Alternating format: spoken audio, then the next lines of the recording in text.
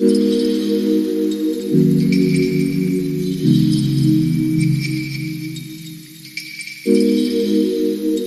సంకల్పం. ఒకప్పుడు ఒక చిన్న గ్రామంలో శివ అనే యువకుడుండేవాడు.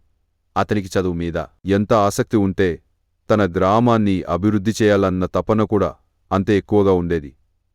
కాని గ్రామంలో విద్యాపద్ధతులు సరైనవిగా లేవు.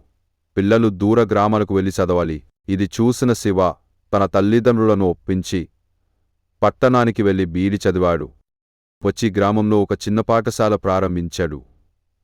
ప్రారంభంలో ఎవరూ మద్దతివ్వలేదు. శివ డోర్ టు డోర్ తిరుగుతూ పిల్లలను ప్రోత్సహించాడు. కొద్ది రోజుల్లో పిల్లలు పాఠశాలకు రావడం మొదలుపెట్టారు.